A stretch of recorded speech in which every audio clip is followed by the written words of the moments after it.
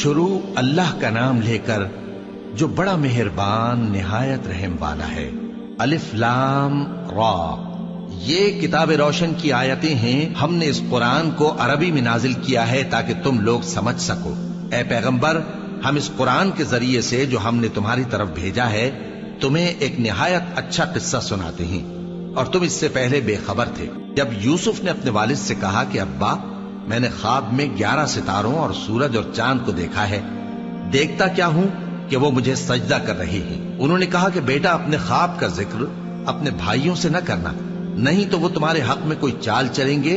کچھ شک نہیں کہ شیطان انسان کا کھلا دشمن ہے، اور اسی طرح اللہ تمہیں برگزیدہ و ممتاز کرے گا اور خواب کی باتوں کی تعبیر کا علم سکھائے گا، اور جس طرح اس نے اپنی نعمت پہلے تمہارے دادا پر دادا ابراہیم اور اسحاق پر پوری کی تھی، اسی طرح تم پر اور اولاد یعقوب پر پوری کرے گا۔ بے شک تمہارا پروردگار سب کچھ جاننے والا ہے، حکمت والا ہے۔ ہاں، یوسف اور ان کے بھائیوں کے قصے میں پوچھنے والوں کے لیے بہت سی نشانیاں ہیں۔ جب انہوں نے آپس میں تذکرہ کیا کہ یوسف اور اس کا بھائی ابا کو ہم سے زیادہ پیارے ہیں، حالانکہ ہم جماعت کی جماعت ہیں، کچھ شک نہیں کہ ابا کھلی غلطی پر ہیں۔ یوسف کو یا تو جان سے مار ڈالو یا کسی ملک میں پھینک آؤ، پھر ابا کی توجہ صرف تمہاری طرف ہو جائے گی، اور اس کے بعد تم نیک لوگوں میں ہو جاؤ گے۔ ان میں سے ایک کہنے والے نے کہا کہ یوسف کو جان سے نہ مارو، کسی اندھے کنویں میں ڈال دو کہ کوئی راہگیر اسے نکال کر کسی دوسرے ملک میں لے جائے گا۔ اگر تم کو کرنا ہی ہے تو یوں کرو۔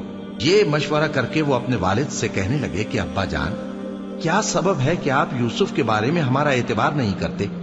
حالانکہ ہم اس کے خیر خواہ ہیں، کل اسے ہمارے ساتھ بھیج دیجئے کہ خوب میوے کھائے اور کھیلے کودے، ہم اس کے نگہبان ہیں۔ انہوں نے کہا کہ یہ امر مجھے غمناک کیے دیتا ہے کہ تم اسے لے جاؤ، یعنی وہ مجھ سے جدا ہو جائے، اور مجھے یہ بھی خوف ہے کہ تم کھیل میں اس سے غافل ہو جاؤ اور اسے بھیڑیا کھا جائے۔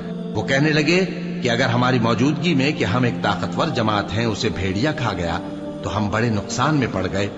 غرض جب وہ اس کو لے گئے اور اس بات پر اتفاق کر لیا کہ اس کو اندھے کنویں میں ڈال دیں، اور ہم نے یوسف کی طرف وحی بھیجی کہ ایک وقت ایسا آئے گا کہ تم انہیں ان کے اس سلوک سے آگاہ کرو گے، اور ان کو اس وحی کی کچھ خبر نہ ہوگی۔ اور یہ حرکت کر کے وہ رات کے وقت باپ کے پاس روتے ہوئے آئے، کہنے لگے کہ ابا جان، ہم تو دوڑنے اور ایک دوسرے سے آگے نکلنے میں مصروف ہو گئے اور یوسف کو اپنے اسباب کے پاس چھوڑ گئے تو اسے بھیڑیا کھا گیا، اور آپ ہماری بات کو گو ہم سچ ہی کہتے ہیں باور نہیں کریں گے۔ اور ان کے کرتے پر جھوٹ موٹ کا لہو بھی لگا لائے۔ یعقوب نے کہا کہ یوں نہیں ہے، بلکہ تم اپنے دل سے یہ بات بنا لائے ہو۔ اچھا، صبر، کہ وہی خوب ہے، اور جو تم بیان کرتے ہو اس کے بارے میں اللہ ہی سے مدد چاہیے۔ اور اب اللہ کی شان دیکھو کہ اس کنویں کے قریب ایک قافلہ آوارد ہوا اور انہوں نے پانی کے لیے اپنا سقا بھیجا، تو اس نے کنویں میں ڈول لٹکایا، یوسف اس سے لٹک گئے۔ وہ بولا، زہے قسمت، یہ تو ایک لڑکا ہے، اور اس کو قیمتی سرمایہ سمجھ کر چھپا لیا۔ اور جو کچھ وہ کرتے تھے اللہ کو خوب معلوم تھا، اور انہوں نے اس کو تھوڑی سی قیمت یعنی مادود چند درہموں پر بیچ ڈالا، اور وہ اس سے بیزار ہو رہے تھے۔